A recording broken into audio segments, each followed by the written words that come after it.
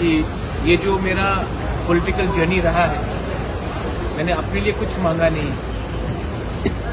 मैंने अपने लिए एक पोस्ट नहीं मांगा, एक पद नहीं मांगा, हमने कुछ नहीं मांगा। हमने सिर्फ अपने तिपरासा लोगों के लिए, जो एसटी लोग हैं, जो जनजातीय त्रिपुरा का, उनके लिए हमने कुछ मांगा है।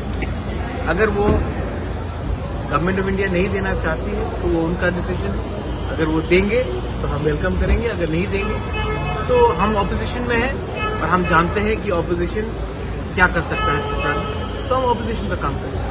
27 तारीख लास्ट डेट था, अभी तक नहीं हुआ, क्या बोलना चाहिए? ये सवाल आप होम मिनिस्टर से पूछिए, मुझसे मत पूछिए।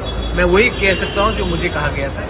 मैं अपने लाइन में हूँ, जो मुझे बोला गया था। अब अगर उनको कुछ करना है तो हम वेट करेंगे, लेकिन अगर नहीं करेंगे तो हम भी अपने एमएलए एमडीसी से बात करके आने वाले दिन में हमको क्या करना है उसके बारे में चलेंगे। आपने 24 घंटे का अल्टीमेट दिया था और आप स्ट्राइक पे जाने वाले थे। आपको मैं एक ही बात बोलना चाह रहा हूँ कि मैंने आज तक अपने लिए कुछ डिमांड नहीं किया। मैंने जो भी डिमांड किया है अपने त्रिपुरा के जनजातियों के लिए डिमांड किया।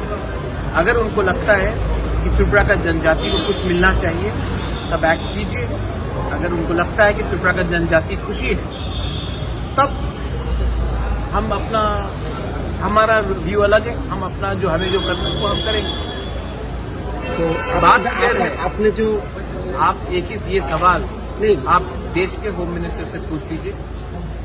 मुझे जो बोलना था मैंने बोल दिया। अब मैं अपने एमएलए एमडीसी से बात करूंगा।